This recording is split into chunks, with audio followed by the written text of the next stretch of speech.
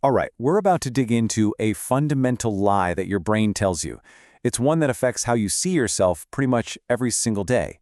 Wow. That hits hard, doesn't it? It completely challenges the idea that our feelings of self-worth are based on some kind of rational evidence. It's basically suggesting we're looking at this whole problem completely wrong. And you know the feeling I'm talking about. That tight, hot ache right there in your chest when you feel judged, or maybe when you make a mistake. That sensation? Well, that's what this whole explainer is really about. So how do most of us even think about self-worth? Well, we tend to view it as some kind of internal scorecard. In this model, we kind of act like a scientist, right? We're meticulously collecting data, every success, every failure, every compliment, and we think we're using all that to calculate our value.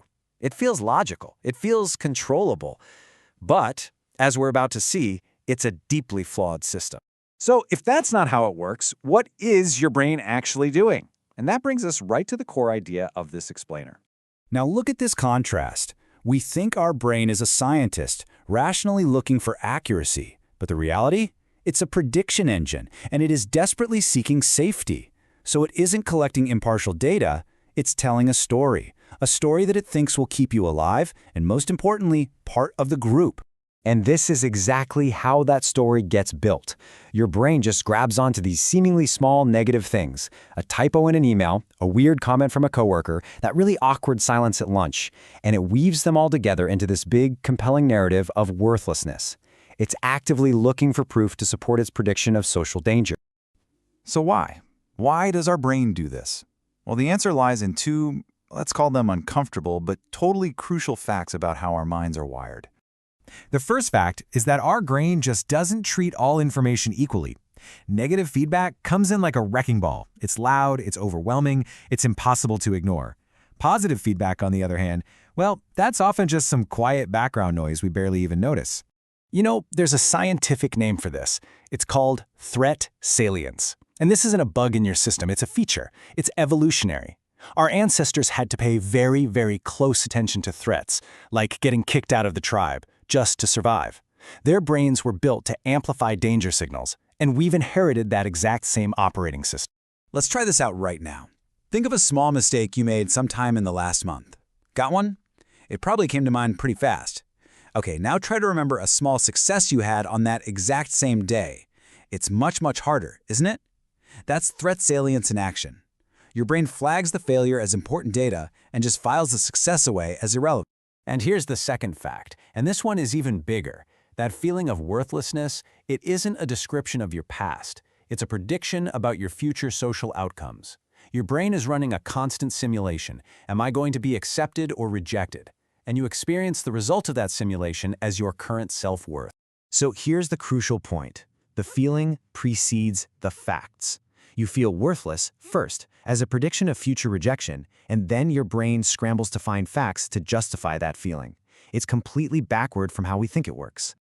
Now, this might all sound a bit bleak, but understanding the mechanism is the first step to changing it. So how do you actually work with this prediction engine?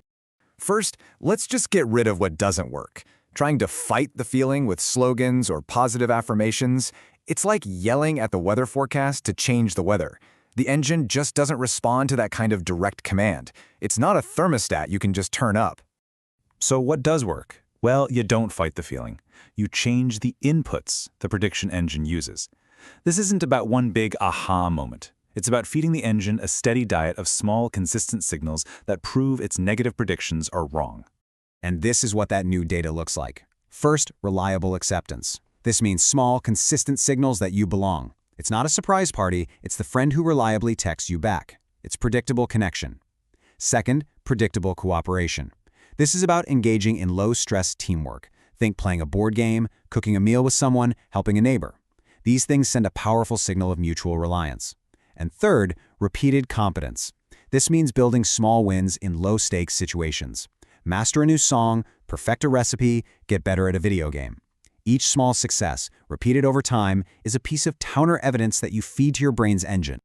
You know, this analogy is just perfect. You can't yell a scared dog into being calm. It just doesn't work that way.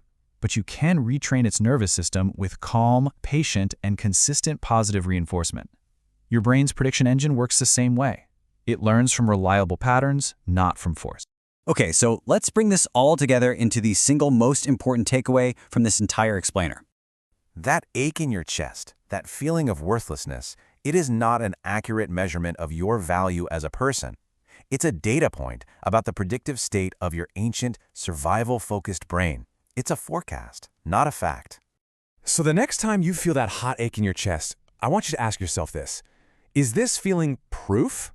Or is it just a prediction from an ancient machine trying to keep me safe? Just realizing the difference, well, that can change everything.